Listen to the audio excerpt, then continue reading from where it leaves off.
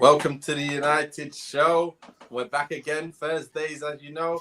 Nathan Ellington, your host today. No Kieran today, but we've got a jam-packed house again. We've got Garth, we've got Marcel, we've got Lauren. Once again, the ever-present, I guess. How are you guys doing? How's everyone doing today? Yeah. Good, mate. Thanks. Good. Marcel? Yeah, I'm good. I'm good, thank you, Nathan, man. Just very patient in the market, but, still very happy how things are going. Good. And welcome back, Lauren. I haven't seen you in a little while. Thank you. It's good to be back. Good. And you know what's good? The first topic of the day. Pre-season beginning. And got a little picture for you as well, actually. Nice little picture. When I saw this, it just got me excited. Just getting back to it, Looks cool, doesn't it? On the training field. And look what it says at the bottom. I just want to talk about that. The Dutchman saying, layoff pass and third man run has gone viral. This is what I've been talking about. It's simple stuff, but we weren't doing it. We were taking 5 and 6 touches. So this is the first topic today, guys. And let's start with you, Marcel. Pre-season begins. What's your thoughts on seeing them coming on that training field, smiling, saying hello in the training ground? What's your thoughts on it? They've been teasing us, man. I've been seeing these pictures. Manchester United have been posting these pictures. Rashford doing the runs. I'm seeing Sancho smiling. I'm seeing everyone smile. I'm getting excited. See little passing drills and that, technical drills, one-touch passing movements. It looks nice, man. It looks good, And for the first time, in a long time, it looks like, there's going to be a plan, a lot of clever passes, interchanges. So early doors, I want to see a lot more training sessions, to be honest with you. Yeah. So, building up to, the first preseason game, which is coming up very soon. Just looking forward to it. It's nice clips, nice stuff to put on my socials and stuff of our players playing it. So happy. Yeah. Well, it's weird, isn't it? Because you don't normally see the ins and outs of the training. When Ollie was there, you never saw anything apart from a rondo, and just jogging. So, Lauren, what have you got to say? What are you thinking about what you've seen so far? I think it's just really exciting. You can already tell the morale's way higher than the end of the last season. I've been hearing that he's wanting to go back to eating after training together. I think that's a massive morale builder. Alex Ferguson always had them eating together. I think that's firstly just so good for the team building.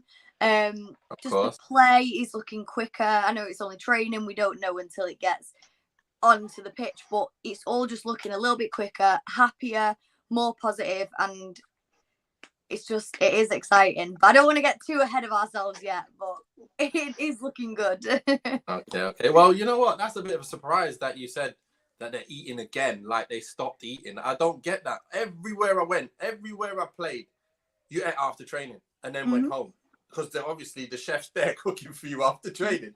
You got to eat and then leave. So that's a bit weird. If they weren't doing that, they got to get back to that. That's madness.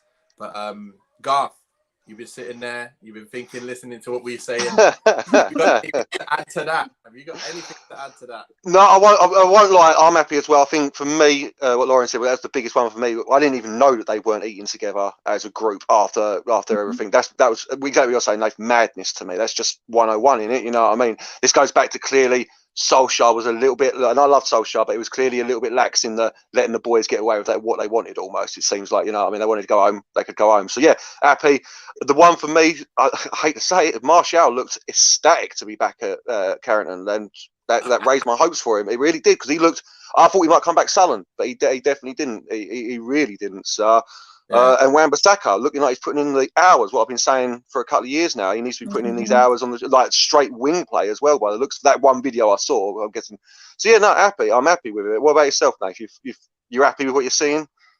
Yeah, I'm really happy. The thing is, because we've got Ten Hag, and I know he's implementing stuff. From what I've just seen, he stopped the play and he was like, "Listen, he wants it on his left foot, so play it to his left foot." That's exactly what I've been thinking, and when I've been watching the games, it's so simple. How is it that these Prem players, international players, were not doing that? So it's lovely to see. And another thing is, I just think some players that we've been really writing off, I think they're going to have something about them this year. I really think some people are going to be surprising. And the player I'm talking about, one of them, He is Martial. You can see he's got a bigger smile on his face ever than ever. Yeah. I'm telling you, he might do something. He might do something there. So yeah.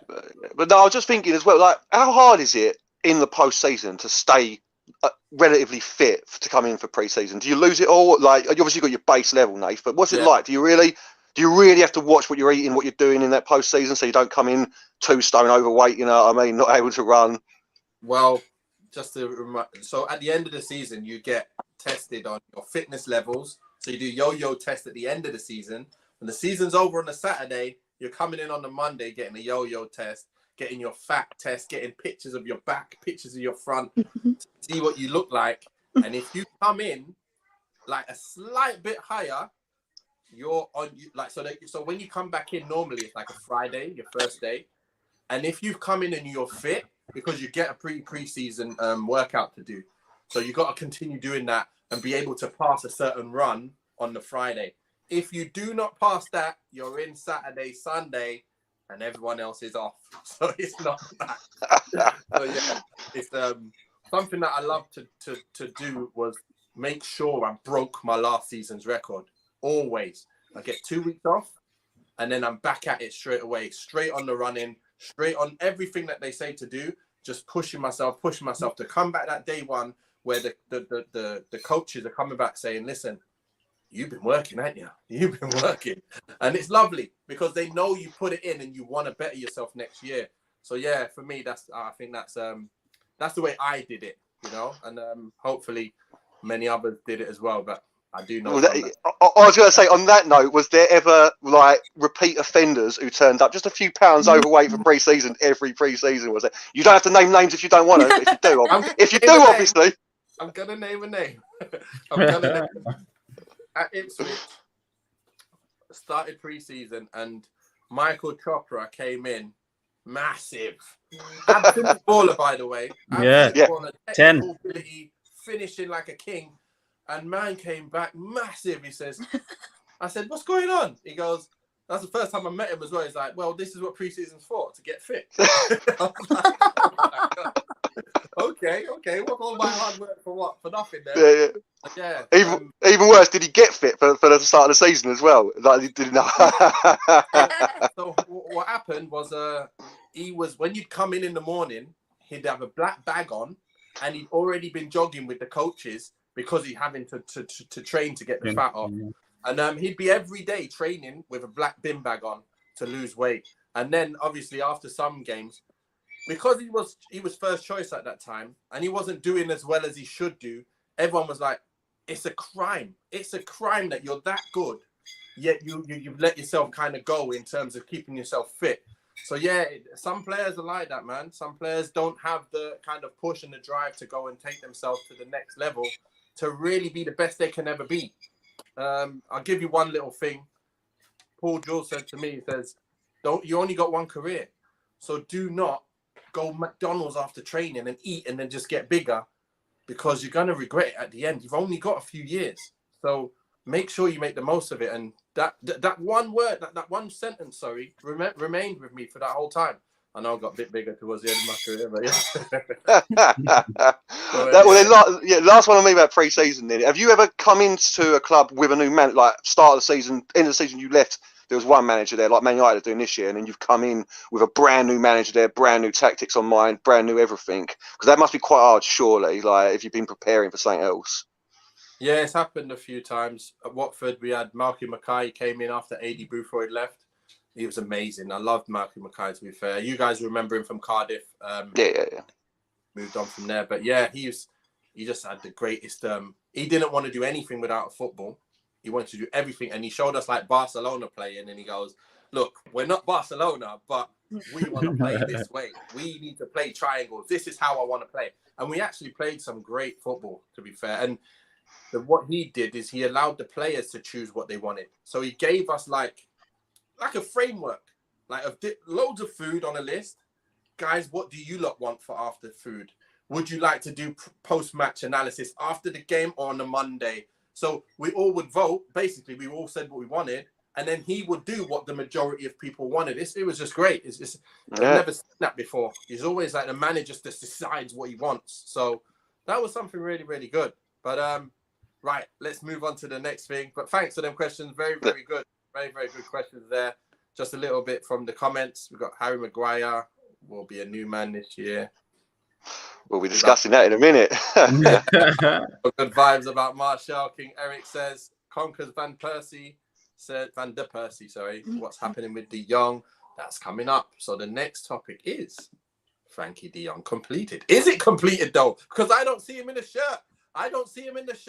What are you telling me, Marcel? He's here in spirit. Tell me. He's here in spirit, man. I'm feeling the Dutch spirit right now. I need to start learning my Dutch, Nathan. You know, the few Dutch imports come in, quality players, and Frankie De Jong's going to be one of them. I don't know what the price is going to be, but I'm happy that, you know, we took so long on this if we get a good price. You know, they've been haggling for a good price. So as long as it's a good price, we know that he's a quality player. And this would have been the only time to really get him. You know, there was a load of different variables that kind of give us this opportunity. So now he's not here yet, but everybody, I've been seeing reports about, you know, Barcelona giving him a farewell, preparing a farewell. We've got our new kit launch coming tomorrow, I believe. So maybe they're waiting for something like a good moment like that. So I'm just very patient on this one, to be honest with you guys. I think, you know, we know that he's going to be one of the very important pieces to the puzzle for the next 3 or 4 windows and 3 or 4 years season. So I know, you know, I'm very humble and patient with this one. He's going to be coming in to play his best football here in his favorite position. Obviously, Barcelona didn't work out for him, but very, very happy with this deal. Right. Well, Lauren, she seems to have gone missing. She's back. My alarm went off, my bad. Lauren, have you got any thoughts on the fact that there's still a bit of doubt that he's going to be here, or do you think it's just done and dusted now? My big thing, I'd be very, very happy to see De Jong in a United shirt, but he's still saying he doesn't want to leave Barca. He's still in this mindset that he wants to stay, and that worries me so much because I want players that want to go, I want to come to United, I want to play for that shirt. And I understand why he wouldn't want to leave Barca. It's his dream club. You know, I can completely understand that. But I'm just a little bit scared he's going to come to United feeling very disheartened that his dream club didn't want him and he's kind of just had to settle for Manchester United, because I'm not seeing anything from him that's making me think, yeah, he does want to come here. Even if, you know, he did want to stay at Barca, I've not had anything to say, but I am happy to come to United. I mean, I know he can't really say that because it's not completed, but I just think in a way, if he comes, it's the same with Ten Hag, that when obviously Ten Hag's here, if he comes, United are in the mud at the moment. So it's basically, if he doesn't do well and the team still doesn't do well, it's like, well, United aren't great anyway. If he comes in and does incredible, he's the hero. He made it better for United. So for me, I think he should be coming because he's really got nothing to lose unless he does have a bad rotter and we get better. But I can't see that happening. So I think it will happen, but I think he's gonna come a bit with his tail between his legs, and we need to kind of G him up with a bit of confidence, morale, and I'm sure Ten Hag will do that. Yeah. Well, we've got a little comment here from one of the most reliable transfer specialists out there, Mr. Steve K. He's told us, he's answered your question there. 65 million plus 20 million add-ons for Frankie. Unbelievable. That's not bad. That's not bad. So, as moving on from that, we've got Conkers Van der Persie saying ridiculous money for a player of average ability. Wow, average ability, yeah? Okay. Gosh, what are you telling me? You can actually answer that as well if you want. Yeah, well, it's euros as well, that isn't it? That's 65 million euros as well. So it's going to be about 57, 58 English to begin with. I'm both with Marcel and Lauren on this one. I don't think he wants to come, but if he signs, that means he's cut. You know what I mean? That means he hasn't got no reservations about coming. I do worry about him though, because we're treating him like the saviour. We're so desperate for someone to come in and sort out this team that he isn't the only piece. He's the key piece. But there needs to be reinforcements around him as well, because he can't just drag this team up by himself. But by the looks of things, it seems like it's done. It does seem like it's done. It just feels like we've got some personal terms to work out with him. And I think he knows that he's got to leave Barcelona now. I mean, it's the world of transfers. Tomorrow, it could turn around and he signed a 5-year contract at Barcelona, you know, I mean, say out of nowhere, but it does feel like he's coming. So I'm happy. It's what Ten Hag wanted. It was his main transfer target. And that's what matters to me, is that Man United are going out there and getting that main transfer target. And I agree with Marcel, because a couple of weeks ago, even last week, I was bemoaning the fact that Man United are taking so long over this transfer, because I thought we were just going to end up paying 100 mil for him again. But if they've worked it down to 58 plus the add-ons, that's amazing business, and well done to everyone there to get that done. But I know that you've been confident for a long time, Nathan, and like weeks now you've been saying he's coming, so you must be happy. Well, yeah, really happy, because at the end of the day, I said, look, if it goes on another week and there's still talk of this guy coming, there's no doubt he's coming. There's just no doubt. And the other side, what you said there, Lauren, as well, it made me just want to answer that as well, from what I think in my mind. Is, as a player, and like going to any club, I don't mind, you know, like players, they if you're at a club that you love, like you're at Barcelona, you love Barca, that's the team you always wanted to go to. I know that Frankie would still love Man United. It's just the fact of, I haven't done what I wanted to do at Barca, yet I have to go early because of this financial situation. How can I stay here? All right, they don't want me to stay, but it's not the case of I don't want Man United. It's I just love Barca was my team, but Man United was my team. But I went everywhere else and I loved it at many different places. So it's not like if it's not Man United, I'm gonna hate everyone else, like not want it. So you know what? It's not like he said, nah, I don't like Man United. I don't want to play for Ten Hag. That's a different thing. Playing for a manager, saying I don't want to play for Ten Hag, then I'd be upset and worried that if he's coming and he ends up coming. But yeah, so yeah, I'm just I just want to see it. I saw on ESPN saying it's confirmed and all of this, so I'm just like, just hurry up and show me a shirt so I can put him in the Man United side and play FIFA on Saturday with my cousin. So yeah, because I still remember Ronaldinho basically having signed for Man United, and then it wasn't the shirt. You didn't see the shirt. Next minute, you know, it's at Paris Saint-Germain, and that one's still hurting to this day. So until I see that shirt, then it ain't done. That's what I mean about it could turn around out of nowhere. You know what I mean? Yeah. So, you're right. But you know what? Man United seem to have been doing some shrewd business, some shrewd hijacking. I love this. I just totally love it. Everyone knows what I'm talking about. And I need to hear from you guys on what you think of Tyrell Malacia. This guy, if I've said it right, he's been hijacked and we've taken him for cheap. Unbelievable. It seems like the deal is done. Is the deal done though, Marcel? Is it done? Again, in spirit, man. I'm seeing a lot of reports. I'm seeing a lot of reports right now. I don't like that word, you know. I don't want to hear that again. In spirit, everyone signed in spirit.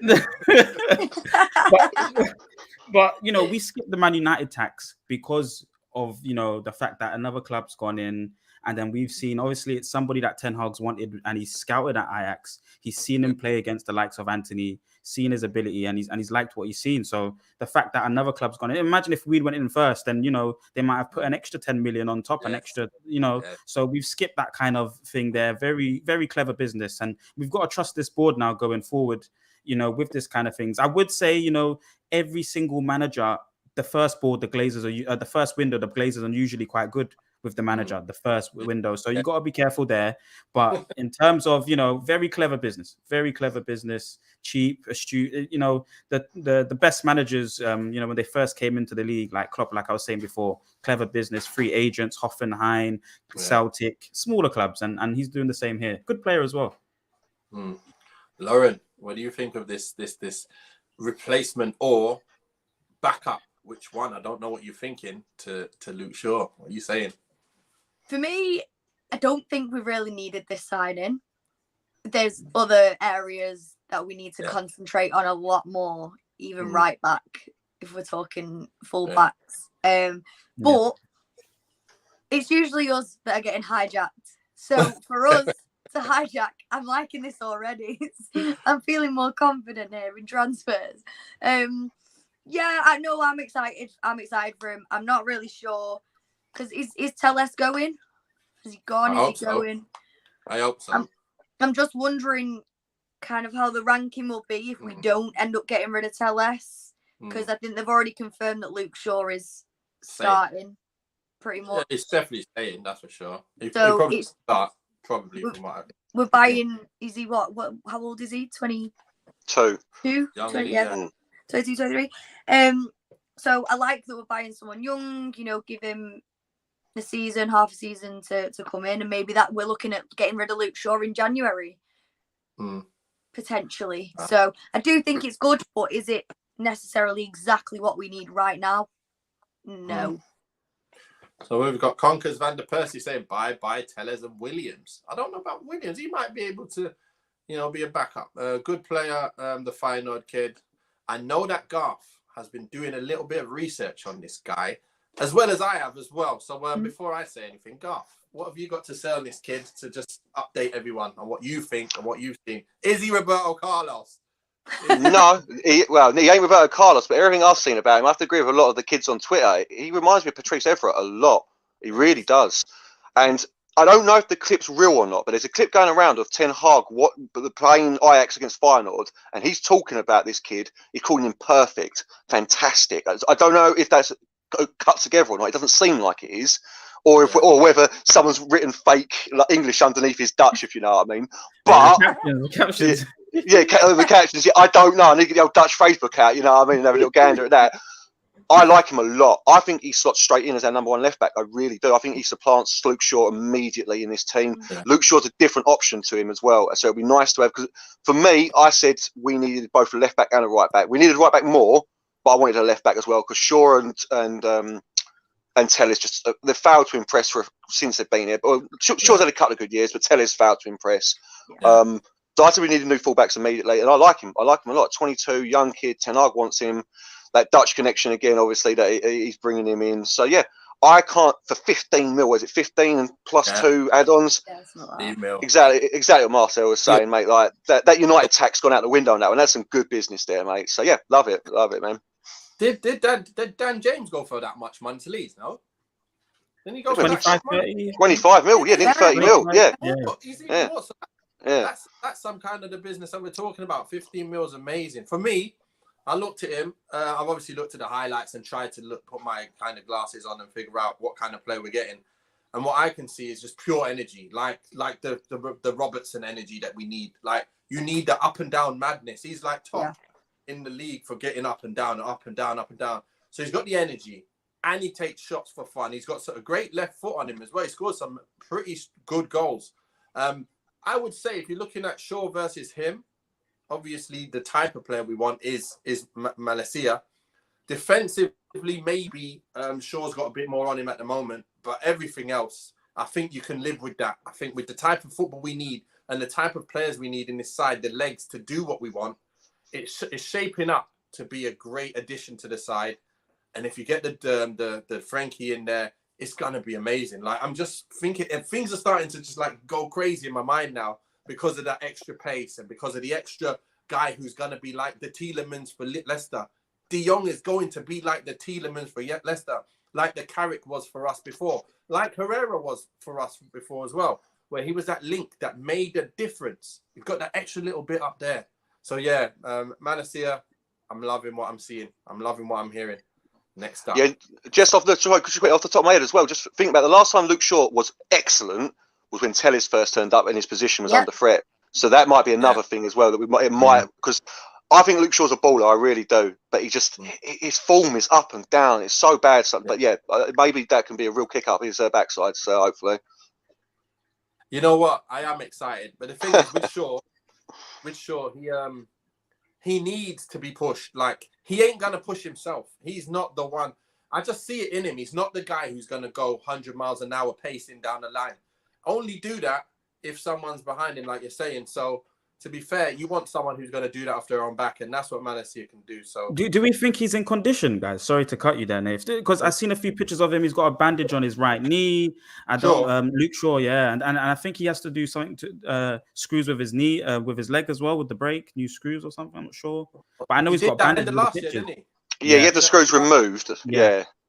Well, he's struggling. That's just why we probably bought him as well. Another reason why we don't know what's going on inside. That could be the reason why we go, you know what? We definitely need to get a left back. We might actually definitely need one. And again, it's a Ten Hag buy because he's probably looking at players in and around his league. He's not going to be watching English league, lower leagues, and the other teams playing week in, week out.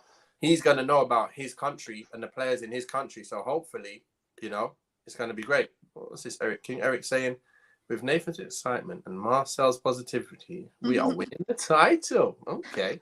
Well, to the bank. Take it to the bank. Yeah. Well, here's a mad one, isn't it? Here's a mad little rumor that came out. Not rumor, just statement that came out in the news, and we're like, we might as well mention it, innit? We might as well. Neymar not wanted at PSG. He's been told he's not wanted. From what I've seen, I've seen it. Have everyone else seen it? Marcel, have you seen it? Yeah, I have, Nathan. He's thinking? a kind of he's a 10, and I feel like we're gonna play a system with 2 6s and kind of an 8/10. But Neymar, I feel like he likes the game to be played through him. He's like he's like a 10 that, you know, he wants to express on the ball, and everyone has to play through him. I think we're gonna play a little bit ambidextrous in the sense that it's gonna be a lot of tax and fluid on both sides of the pitch. So it's almost like there's going to be some symmetry on both sides, a lot of clever player. He wants to dribble on the ball, show us that he has the 1v1 skills. I don't think Ten Hag likes superstars. Almost like Pep, he's got superstars, but they work in a machine together. And everyone shines that way. So I don't think Neymar would be the type of player that Ten Hag would want. If he is, it's somebody that goes on the wing. His best season was in a passing system and a possession system, but on the wing for Barcelona. And Messi, who can rightfully play, everyone should play through him because we've seen it so many times what he can do. But I just don't think Neymar's the right fit now. And where he's at his career, every time his sister's has a birthday, he's gone for 3 months or so. I don't need players like that right now in my side. I need hardworking footballers, you know, expressive footballers, but that want to work under my manager right now.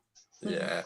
Lauren, do we need another curveball like we had last year when Cristiano came in and mashed up the dance? But obviously he did all right as well at the same time. But he did mash up the whole, what would you say?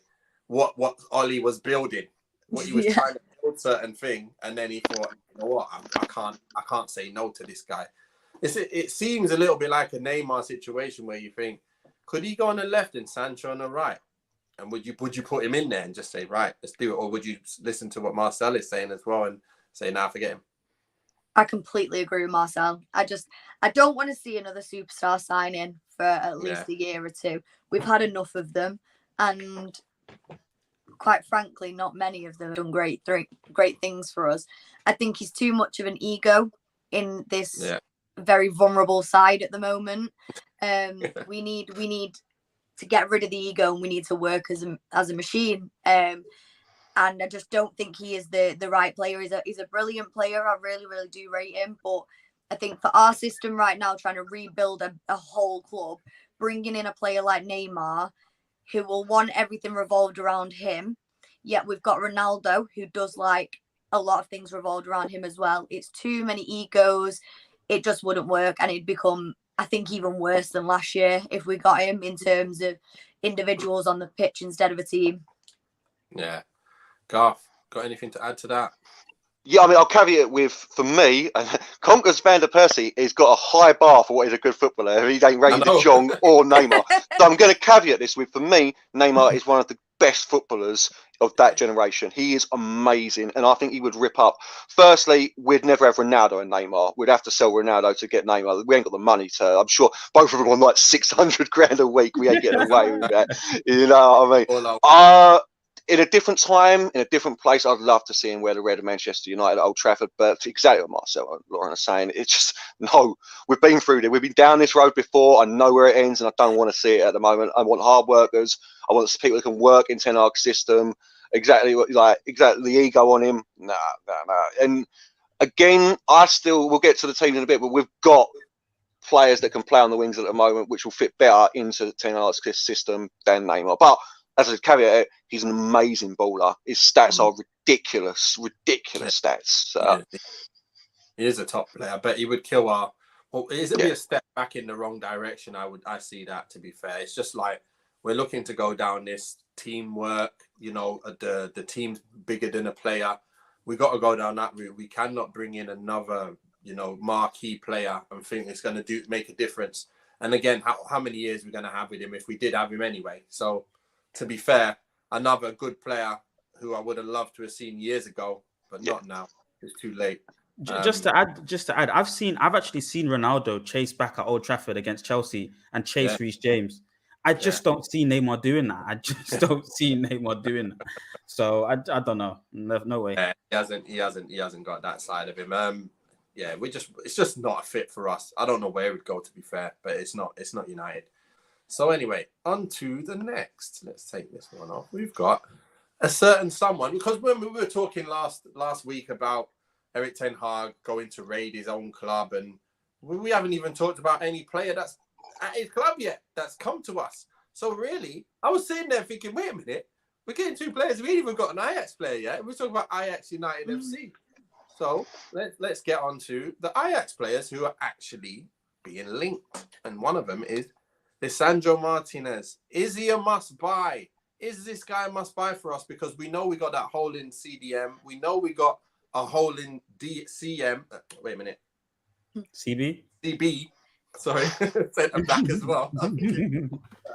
So we got a hole there, and he can fill both. Do you think is he a must-buy for us? What do you think, Marcel? Great points. I mean, vacancies both at centre back and CDM, huge problems, competent in both positions, and left back as well. Multifunctional players, I think, something that Ten Hag wants. I prefer Timber, and in my mind, I still feel like Timber's coming. I don't know why I'm so positive about that signing over him, but I've seen a lot of the line splitting passes, playing balls through the midfield line into strikers, playing the ball out of the defensive line into the midfield, bypassing, press resistant footballer, aggressive as well. I don't know for the price. I don't know. 45, is it 45 mil? Something like that. Arsenal are going for him at 45 mil. So a must buy if we can get players off the books, like you mentioned. Tellez potentially. Lauren said potentially Tellez goes. If he goes potentially, it's great business. If we can get some players off the books, frees up some of the budget. And I wouldn't say a must buy. It's got to be him or Timber. I'm even hearing Pau Torres. I don't know much about Pau Torres, if I'm honest, guys, but I would be nice for one of the Martinez or Timber to come in. Just out there. Was everyone talking? Or was that me? Yeah, it's just you, I think. It's them voices, Nath. It's them voices, mate. You got. My internet messed up there for a sec. But go on. What was he saying about Pau Torres? I haven't seen much of him play, to be honest with you, Nath. But I would say that it's got to be either Martinez or Timber for sure. Yeah. Lauren, what do you think of this Lisandro Martinez? Is he a must-buy, or can we do without him? I think he is, because we're not really being linked to any decisive CDMs, which is something we so desperately need. I think, as Marcel said, this multifunctional player, Ten Hag likes these players. He wants these kind of players. I think, and if we can steal a player from Arsenal, yes, please. Yes. It's just another one. So, I do think it is. He works in positions that we are not great in at the moment, and we do need to strengthen. So I think for the price, you've got to think about the economy in football now. I believe that's quite a low price for someone who we need so much. So I'd say go for it. And if we can still offload a couple more players, then why not? Yeah, Garth, what you got to say before I just unload on this one? Nah, I'm completely the opposite. I don't want these 5'8" he is 1.74. I don't want to hear about him playing centre back in the Premier League. I'm sorry. And Julian Timber 5'9". If we're playing in centre midfielder and right back, that's a different matter entirely. I'm not having any player under 5'11" at centre back in the Premier League. And realistically, I want them over 6 foot, and I want them powerhouses. There's too many crosses in the Premier League. The ball, there's just too much of it. Dutch football's very different. They can get away with having Daley Blind and Julian Timber and Martinez playing at the back for them. They're not dealing with that. I can't. I don't know where it's come from. Yeah, we need players, but nah, not at centre back, not for me. Same with Timber, not at centre back, not for me. I take Timber at right back, and I've not really thought about him at playing DM, to be fair. But we talked about it last week. The more I'm looking at it, the more I'm thinking that Ten Hag isn't going to go with like a traditional destroyer DM. Like it didn't. He hasn't at Ajax, and I think it may cost us. But no, not for me. Not in a million years. Even if it does mean we get one over Arsenal. I'm just checking Timber's height here because I'm sure he's 5'10".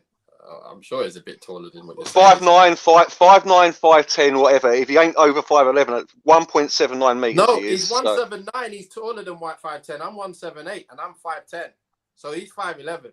That's not bad. No one beats me in the air either. When I was jumping, no one was beating me in the air. So if he's got my legs, he's all right. He'll be all right. Won't we have a problem?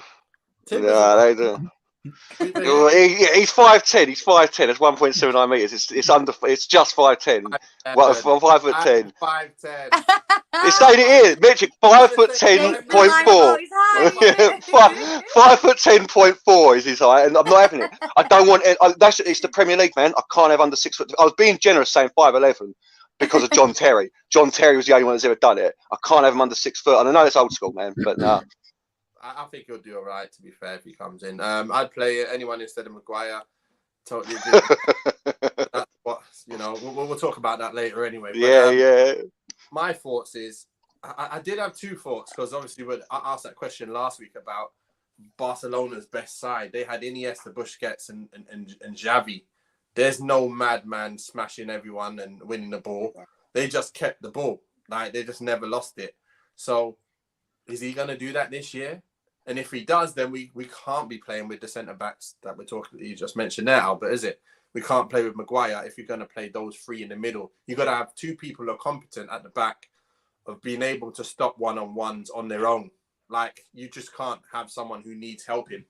And that midfield, well, the midfield that we have at the moment without any CDM like that, I think you're going to have one or the other. That's what I'm saying. So, Lisandro, he could be a vital cog depending on what Ten Hag wants to do.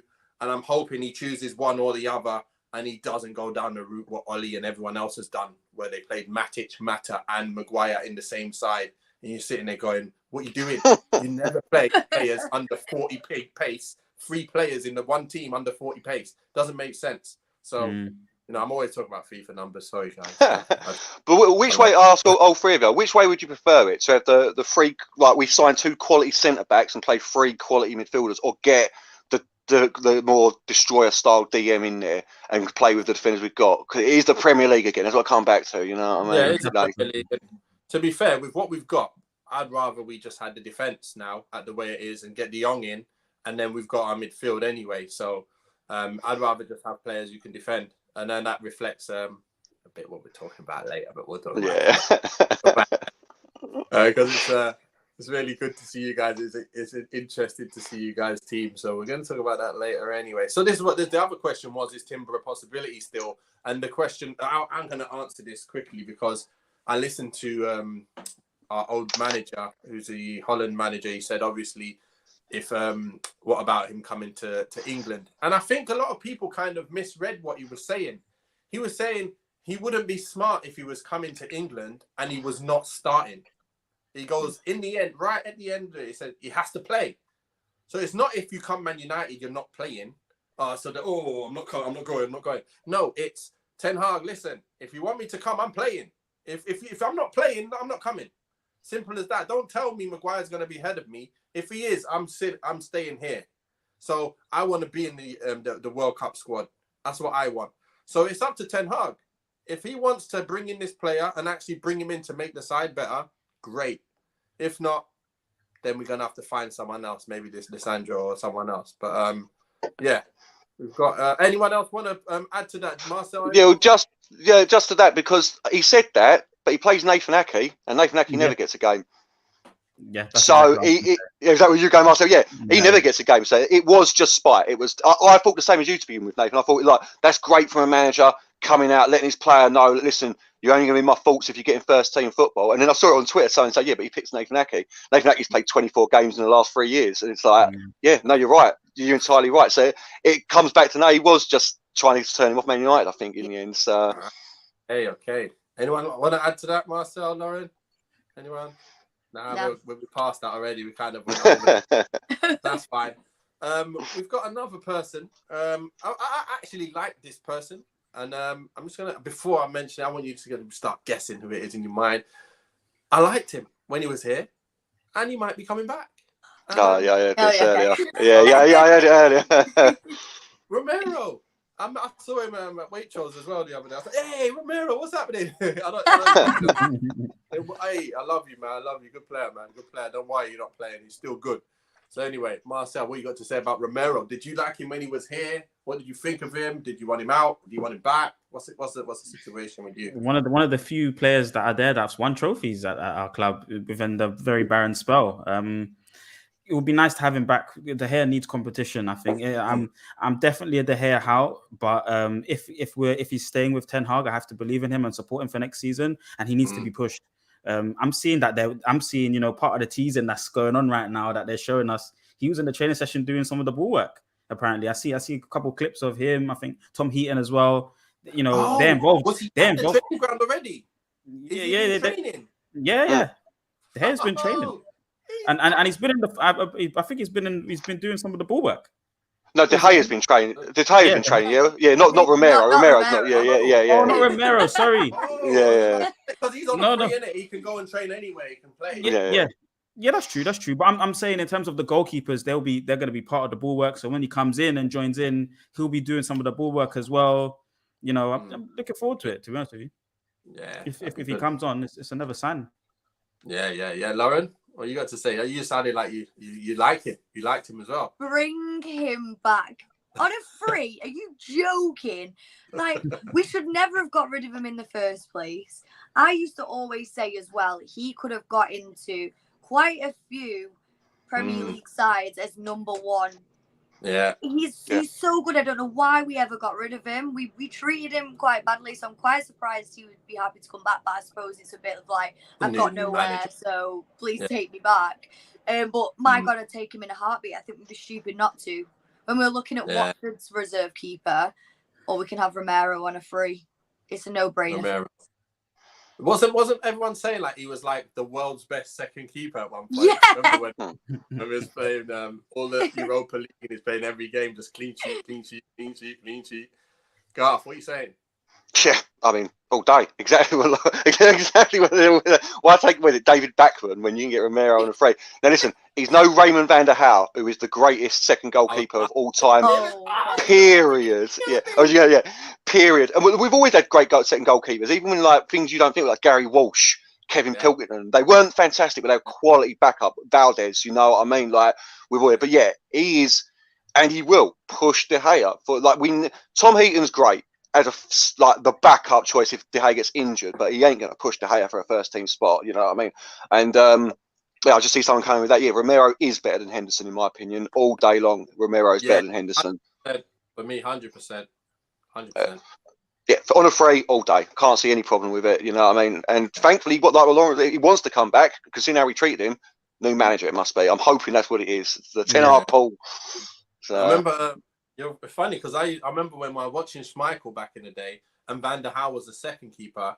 Whenever he came in, I was like, hey, he's just like a carbon copy. He's not any different. Like he's just as good, not bad. And then I played with Walshy as well. I played with him when I was at Wigan. He came, so it's nice to meet him as well and play with him. He was a backup keeper then, but he was a lot older. Then you've got, like I say, Romero that season when under manager, what's his name? The one of the best managers, Jose. Mourinho. Yeah, not for us, but one of the best managers in his he basically said, look, you're going to play all the cup games. So, and he did amazing, absolutely amazing, clean sheet City. So, I'd welcome him all day. A free return. You was talking about bringing in, was it the Ajax keeper as well that might have been on a free? Or yeah. Onana, Well, it's better, innit? This is even, well, it's not, I wouldn't say that even better, but it would be great to have him back because he's probably got his house still here somewhere and just slide right back in. Much better fit, exactly. Much better fit than Onana. Much better fit for Man United than him. No, okay. I don't know. Now up to, I just want to read some of the comments and then we're going to get to the fun part. I'm about to get slated. My midfield three, just Donny. So Donny van der Beek saying, my midfield three is Bruno, Frankie, and myself. Okay, Donny. Well, not bad for you, Donny. De Gea has too many flaws in his game. I think I posted that before. Carol says, "Oi, oi, beautiful people." Oi, oi. So, I'd play anyone who said McGrath. We've gone through these. So, yeah. So, on to a little game that we're going to play. Let me just take that off a second. That's in the way. Where is it gone? I can't see it anymore. Oh, it's in the comments, isn't it? There it is. So, we're playing a game. It's called You're the Gaffer. And the first person to be the gaffer, I'm going to choose you, Garth. Yeah, I know why. Garth, you're going to say what your team would be. Starting game of the season, we're playing. Is it Brighton at home? Brighton, yeah, Brighton. Brighton at home, and you're the manager, and you're picking the starting lineup based on everything we've got, plus the 2 players who have signed in spirit. Okay. And your starting lineup this coming next month. Yeah, I know we had earlier. I'm going to put your picture up. I'm going to put your team up. You're going to talk us through why you picked them and why you've dropped certain players. Okay. Yeah. You guys on the sides, on the in the comments, please continue. Just say what you think about everybody's team, and we'll do the No, be nice. Yeah, be nice. Don't say what you think. Don't say what you think. Lie to me. Don't be nice. So, Garth, your team is up. Bam. That's your team. Yep. What are you saying?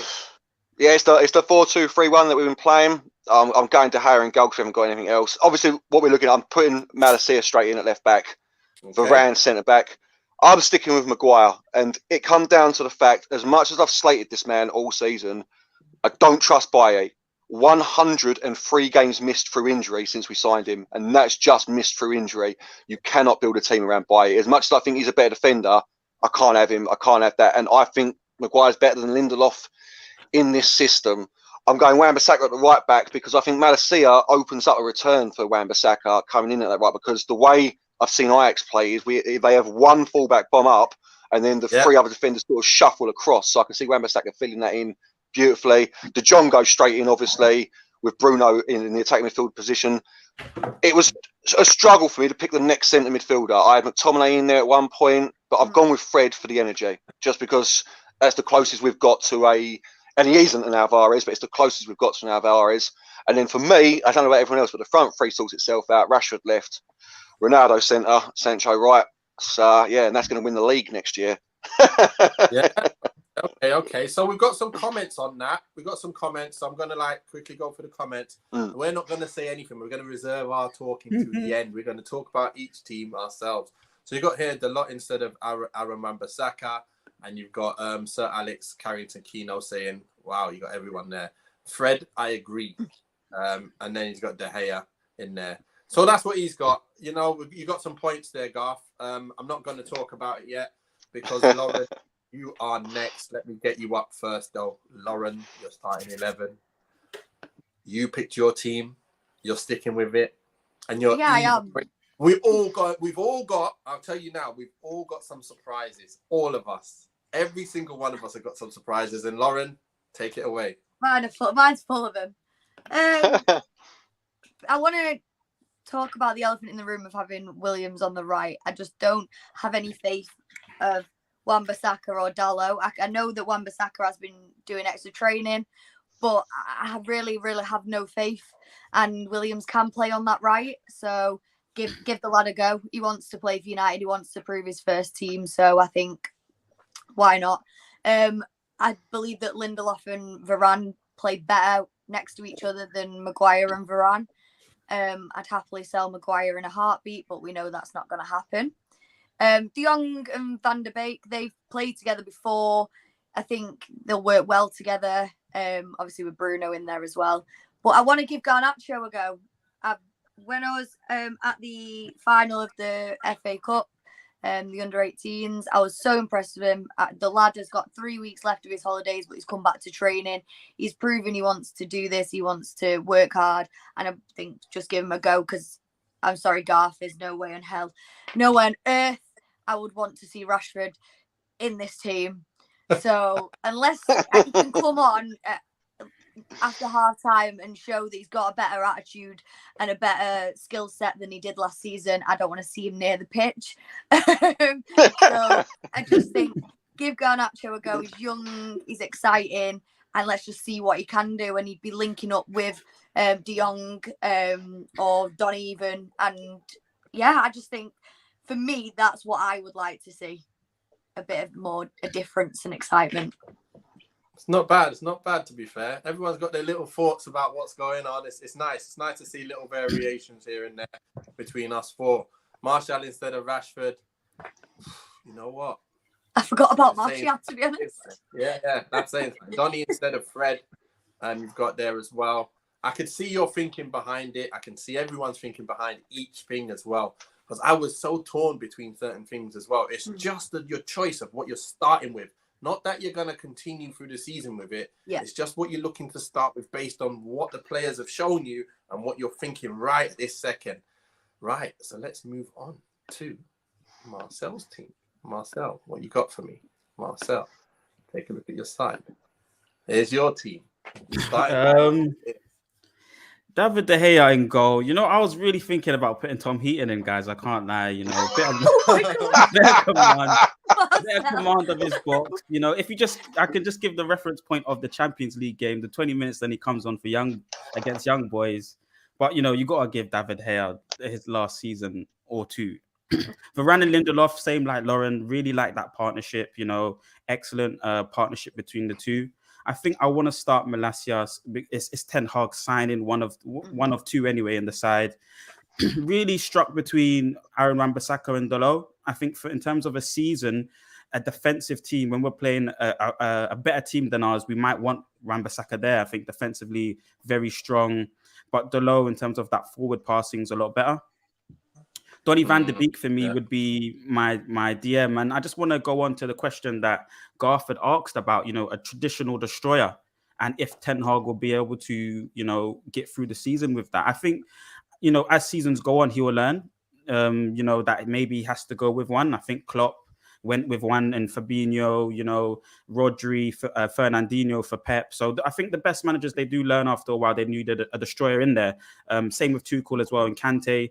I think he kind of mixed it a little bit with Kovacic and whoever else he would couple in there. But De Jong, for now, you know, his best position is the 6 and his best football was played through Ten Hag's, allowing him to come into them pockets. Bruno Fernandes, for me, just a fantastic footballer. Will have to taper his game a little bit and be a bit more disciplined defensively. But that energy that he brings to a football pitch, he will learn to do the pressing. And De Jong and Van de Beek will make sure that he's in the right positions and in the right places. Yeah. Bruno Fernandes and Rashford's understanding, as soon as Bruno picks up the ball, one of the main players that goes for a run is Rashford. He has that understanding. A lot of his diagonal passes are into Rashford. So Rashford goes on that right wing for me. Poor season. But he found love this year, you know. He, you know, got engaged again. And hopefully that brings love back into his game and his football.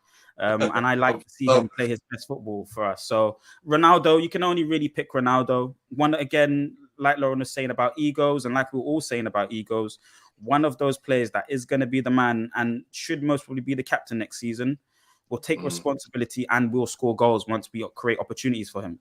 Sancho, I think he, you know, first season, last season, first time without a winter break, all those kind of things, busy schedule, had to get used to the league. But this season, you know, off that left, fantastic. I normally like a Rashford and Luke Shaw combination, but because Luke Shaw I don't think will be starting, it definitely would be a Sancho on that left. You know what? It's a very nice side. Very nice side. All of you got very nice thoughts about why you want your players in as well. I'm really, really happy to see that we've got some variation to talk about as well. Not just same team, same subs and everything. So we got sorry, Nate, just before you show your team, mate. I was going to say, what Marcel was saying. I'm just thinking about it now. There hasn't been a Premier League winning team in a long time that hasn't had a real DM there. Exactly, like there really hasn't. I'm thinking about it now, like you're saying, Fabinho, even a window, like I never pronounce his name, Jorginho, like Liverpool, Jorginho at Chelsea, like you're saying, COVID, like there hasn't been. So I don't want to see that free because that is what Cocu De Boer did at Crystal Palace and he didn't win a game in 14 You can't bring that. You can't bring that Dutch mentality over here and expect it to work. You just can't. Sorry, Nath. Yeah, I agree.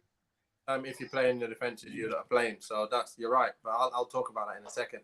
But give James Garner his chance. We've got Carol saying. Albert says, I want to see Martial and Rashford start. Really? No Sancho. No Sancho though. Yeah. 100% Dalot, Marcel. Same midfield as me, Marcel. Donny says. Donny. Yeah, wants to join the party. Oh, he's in as well. He's letting us know he wants to come, old Neymar. Wrong team. So let's get to my team. Let's talk about my team. I'm going to try and talk about my team and also give my opinion on your teams as well, kind of at the same time. So brace yourselves, guys. Nah, it's not too much different from you lot. So I've gone with De Gea at the back, as always. He's just the safe hands in terms of being able to save shots. Shot stopping, he's probably the best there still. Obviously, with his footwork, not the greatest, but I think he deserves to stay in front. Malacia is going to offer that extra bit of energy going forward, overlapping the left and the right. Sorry, this team here isn't even my team. This is one of the teams I picked, but this wasn't. This is the practice team. Yeah. I've got two of them as well, Nathan. The practice teams, mate. Sorry, guys, that wasn't my starting lineup. This is my starting lineup right here. Sorry. So, anyways, De Gea, Malacia. I'm playing Malacia there. Like I said, he's going to offer the extra pace that we need down the left, and Sancho's going to love it because he's going to be able to come inside and let someone overlap, and it's just going to be heaven on the left side. Varane, he can play. Obviously, this is the thing about these two centre backs, Varane and Bailly. They can mark one-on-one for sure. Bailly's been fit all this season. He just didn't play. The season before he was. That's why he's been fit. Yeah, but he's played for international team as well. My point is, defensively, one-on-one, you can't stop these boys. Them two, plus they'll be able to cover each other and not have to work so hard. The reason why they get injured is because they're having to exert themselves so much to back up the others. And that's what I don't want to see. And the fact that we don't have a CDM, we need two centre-backs that can sit on the halfway line and say, whoever's coming, let's have it. And Wan-Bissaka, we know he's the king of 1v1s. So defensively, them three will probably mop up everything. Wan-Bissaka, you don't need to get forward, just like you said, Garth, earlier. They have Daley Blind who doesn't get forward and they let the right side go forward. We'll have the other way round. We'll have Malacia going forward and Wan-Bissaka saying, sit your ass there and just block everything and stop everything from coming. So that, for me, means that we just can... Malacia can have a free license to do what he wants and get back whenever he wants because we got them free. Now, moving into the midfield, you got De Jong, Bruno, Van der Beek. I'm trying to look at it as he wants to play football. We're going to keep the ball. We're never going to really be losing it. And if we do, we got the backup to help. So let's try and be like a Barcelona. And what we were missing through all the last season, was the ability to move it from defense to midfield to attack. These players are born in them positions. They're born to do that stuff. And they're born to give the ball to the likes of Sancho on the left, who's going to be loving it. And then you've also got Diallo, who loves to play football. This is one thing we've seen about him. When he came, played last game of the season against Wolves, absolutely bossed it, played so well. And I remember, he was just loving keeping that ball, luring players in, getting it moving. I think he'll do very, very well with these players around him, giving him the ball with quality. And I just think he'll mesh in really, really well. Not that I'm going to see him starting all the time. I'd like to just give him a start. My main thing is really let Rashford have a little time on the bench, watch it from the outside, and take that pressure off him to then come on. Sancho swaps over, Rashford goes on the left or up front when Ronaldo's tired. We all know about Ronaldo. He's the main man up front. That's my team, and that's because I need to be strong at the back. I need to be able to move it through the lines, and I need invention and great ability on the ball. All them players in the middle got amazing ability on the ball. I'm loving it. I don't know what you guys think, guys, but that's my team. And I'm just going to quickly read through the comments, then we can through the fat. Agree with Garth. I don't know what about, but anyway. First time for everything. Was just about to praise you for having Martial in your team, Dave. Bye. Okay. Hey, guys. So late. No worries, no worries. But before we talk about that, let me just quickly tell you that the other team that just had Martial on the left because I like him dribbling with the ball off the left. I want to see him work harder. If he doesn't work hard, he'll be sitting on the bench with me. So anyway, that's the only difference that I had. So anyway, guys, what's everyone got to say about each other's team? I don't know. Let's tear it up, tear it apart. What are you saying? Who was first? Who was Lauren? What you got to say? What you got to say about everyone else's team? All right, kill my team, kill my bye. Go on, kill my bye. Yeah, the bye's. Yeah. I'm sorry. You know my thoughts on him. I just think he's a liability. He can do some decent stuff, but for a starting 11 player, we need to start this season off strong, and I don't trust him to start it off strong at all. He's just, I just know.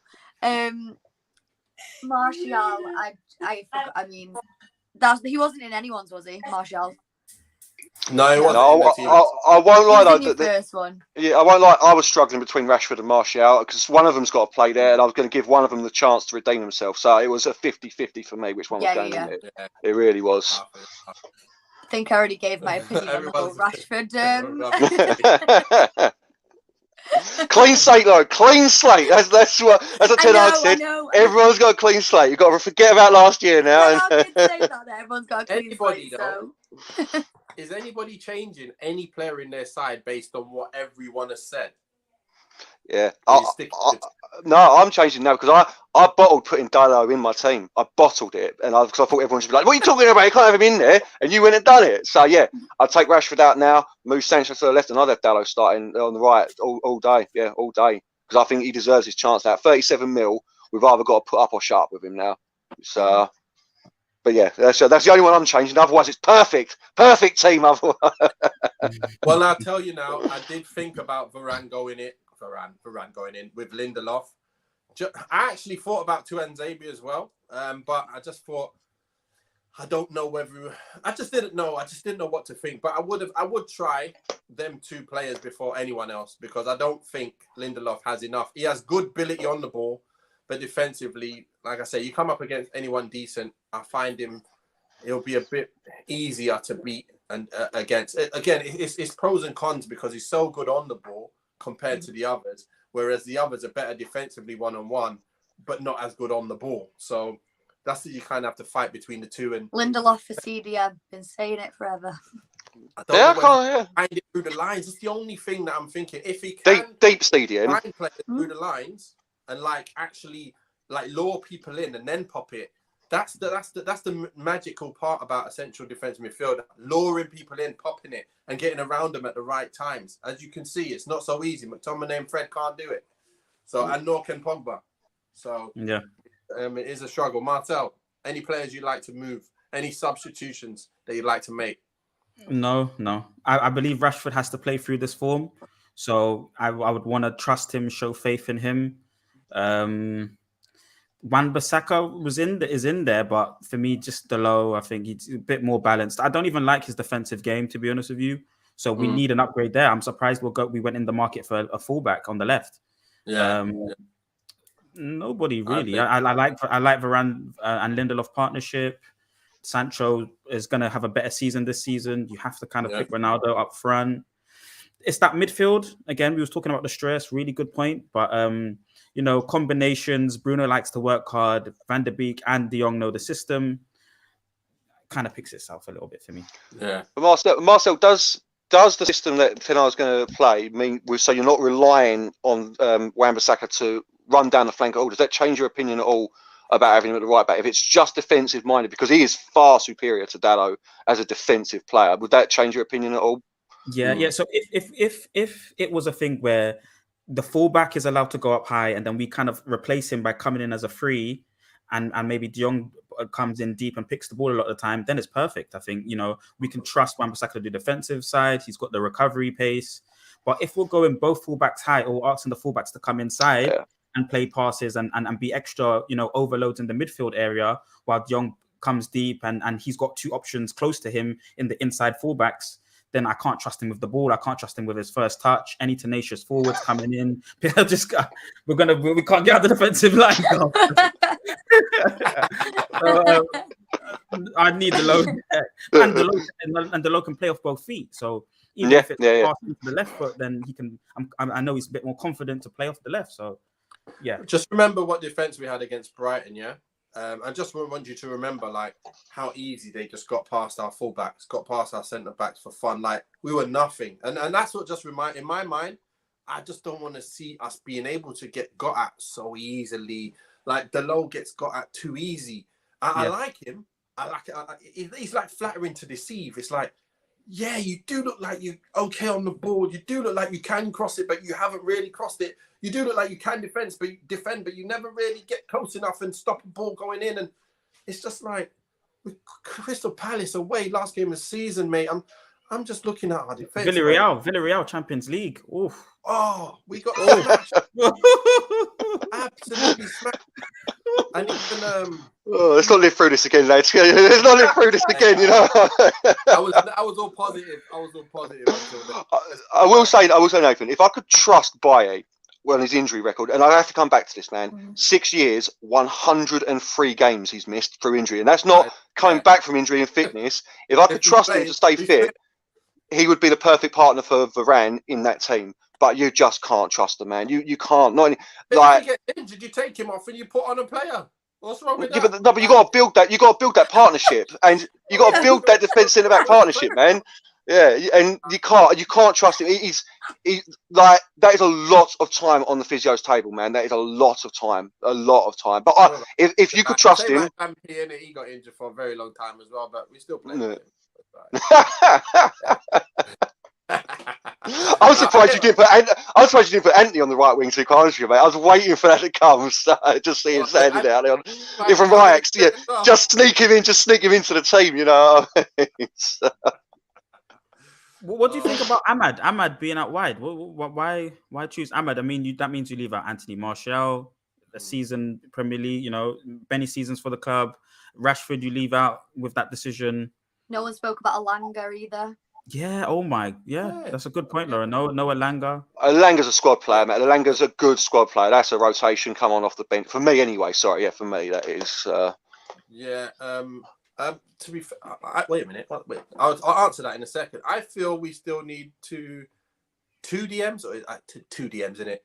And Ten Hag playing with Fire sticking in only. With only one. Sticking with only one DM. Okay, playing with Fire, sticking with only one. Albert, I have you right there. That's if we play Maguire. We're going to be struggling if we only have one defensive midfielder. But like I say, you was just answer. I'm going to answer that one to you. Go on. Do you want to answer this one as well, you guys? Yeah, I feel like the way Ten Hag plays so fluidly, players can drop in at any point of the midfield line, any point in. So any of those three midfielders will come into the defensive line from any point, from the fullback area, and I think they'll have to understand what when comes and everyone sits and cover. They'll have to understand each other's games very well. Are you counting Bruno Fernandes in that? Yeah, one of the three. No, listen. Like he's saying, we've got to play with two. We haven't got one in that team. Who's playing? Who's the DM? Bruno ain't playing DM, mate. Come on. In the DM. No, but not in the DM, Garth. I mean, no, but which one of those three are you calling the DM? De Jong? Oh, De Jong. Van der Beek. I'm calling him the sixth. Yep, I'm calling De Jong the sixth. They're all just players in midfield. That's what they're called. They're called CMs. Yeah. What, Bruno as well? Just straight CM? No, mate. No, I can't have that. So Garth. They can all attack in midfield. They can all central. And they can all really deep and pop. In the mind, that's beautiful. In reality, that ain't working, man. That ain't working. Like we could barely string two passes together last year. Like, where's this confidence? Where is this confidence that these players are out of nowhere going to start slick passing, quick passing? No, mate. No. Okay, so Van der Beek are ballers, mate. You watch. Van der Beek didn't even do well at Everton. He had two managers. Yeah, he had two managers at Man United who just looked over him. Yeah, I have had this argument. That's two midfield, and you're on your own struggling. Like that's a different type of football. He's not gonna do well in the two anyway. So and not playing football. So, yeah. He's in a two. He's in a two if Bruno's in that three. I can assure you, because Bruno is not coming back deep. We've seen it. We've seen it, man. So there was a moment, I think, either in Crystal Palace or West Ham. West Ham, I think it was when Rashford scores the last minute goal. And we needed extra bodies up front. So he plays a 4-2-4 Bruno was the one of the two in the. Bruno was the two in there. Yeah. So, and That I was know that's needs a certain must. predicament. I know it's Yeah, a situation where that's we needs want must. goals, but he can sit back if he has to sit back and do the job Yeah. and let others go forward. He's an He's eight. more reliable when you have to He's do that as competent in well. the eight, Garth, I think, and I think. Yeah. What and Ten Hag's so strict in his discipline, like he wants everyone to play in a system together. He gets taken off. I don't want to jump the gun too early, but I think Eriksen's coming, or Eriksen or Scott, who can do a job and listen to instructions, and Fred as well. You know, I think those players will come in if Bruno's not doing it. But Bruno loves to chase. He will chase for us for sure, for the shirt. He will do that. So as long as he's given his instruction, who he needs to go out and press, I think he'll be competent in that eight. For The you, petulance of Bruno precludes him from that position. I'm sorry, like he's he's the mercurial player. He does what he wants. Yeah. You agree? Oh my days! Come on, Lauren. I do. Well, we've got on this one. 2 on 2. 2 on 2. What? I'm gonna agree. Go on, Lauren. His temperament, you know, he's in that role. He's going to get himself in too much trouble because he's bringing people onto him. That's going to get him frustrated when it doesn't work. And he does not need people. He doesn't need to be there. Yeah. You know what? He is annoying from the way he moans. I know Marcel sees it on the other side, as if he's in your team, you like that moaning. So I get that. But at the same time, I don't want to see him losing the ball in them areas like he'd been doing last season. He really did get on my nerves. But I think with some structure to his game, telling him what framework he needs to work within, he's got to get better. He's got to get better. Or he's going to sit on the bench and let Eriksen come on for him. That's what I want to see happen, because end of the day, we need to have a good replacement that can do a job, if not better than him, that's in our squad. And that'll be great if we do get that. It just make him stay on his toes and know that he just can't play every game and get mad that you get taken off. No, you're not doing well. Come off, sit down. Look, we're bringing this guy on. Eriksen, he'll score a goal as well and set up a goal in the 10 minutes that he gets, and then he'll start the next game if you're not on it. So keep people on their toes. Seriously. Can I just ask about? I don't know Christian Eriksen that well. I've seen him, but he ain't a centre midfielder at all either. He's an out and out AM, isn't he? Like he's an out and out AM. Like I'm sure he played centre midfield here and there, but he ain't defending. At Spurs, he played, I think, an 8 for a little while. Denmark, he plays the 10. Yeah, but I can consider him like a Klassen kind of player as well. Multifunctional players. They're playing the 10, they're playing the 10, they're playing the 8, and they won't do the 6 as well. And like the Premier League standard, like you're saying, Garth, I'm definitely with you in terms of destroyer and being able to sit and hold the midfield line. I don't think he's that kind of player for that, but he can do that job, and it's very fluid in there. It will be so fluid in there. It'll be so nice to see. Oh, 100%. Yeah. I can see it like you boys can. I can see the thought process, how wonderful it'd be. I just don't think it works. I really don't. I don't think it works. I'd love it. I won't lie. Like, if he comes out first game of the season and we've got a Donny, Bruno, De Jong centre midfield free, I'm going to be applauding it, because that is bravery. It is bravery. I just don't like. I'd love to see it. But the crowd are going to be behind it. Yeah. No, I agree. I do agree. I just don't see it working, if that makes sense. You know what I mean? I'd love to see it work, but I just, not for me at the moment. But yeah, if we don't get a DM in, then we've only got Freddie McTominay still, haven't we? And they're not that pivot every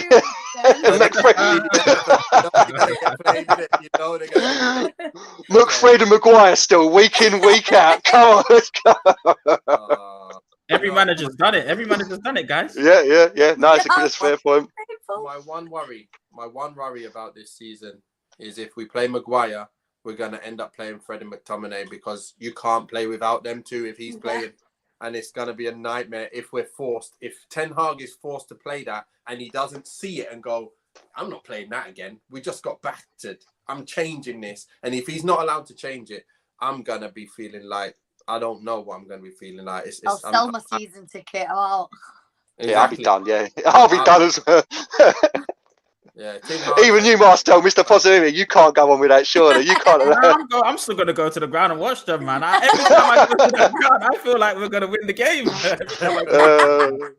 Mate, you'll be grey before your years if you do that, mate. I tell you. Hey, guys, I just noticed we are 15 minutes over. Oh, yeah, we are. Oh, yeah. Unbelievable. That's what happens when you're having a great time. You lot. It's been great. It's been absolutely amazing. Everyone in the comments has been loving it as well. They're saying great debate as well. So look, we'll keep it going. We're done now. We're finished for this week. But obviously, we'll be back next week, Thursday, same time, same place, YouTube channel. Nathan the Duke Ellington, just obviously search for that and you'll see me there. And obviously all of the episodes from before as well. And guys, it's been great to have you on. Thanks a lot, Garth, for coming on. Thank you very much. Thanks a lot, Lauren, as well, for having you back on as well. Thank you. I had a great time again. Good. And thank you, Marcel, for coming on again and giving your wisdom as always. Thank you, guys. Thank you, Garth and Lauren as well. Thank you, Nathan, man. Thank you, everyone in the chat for giving your 2-piece every time. It's lovely to see everybody just happy and like getting positive moods for next season as well. So loving it. Let's hope that lasts through the season as well. It will Always starts like this. Nothing can be as bad as last year. So on that note, touch wood. Yeah. On that note, stay safe and wash your hands.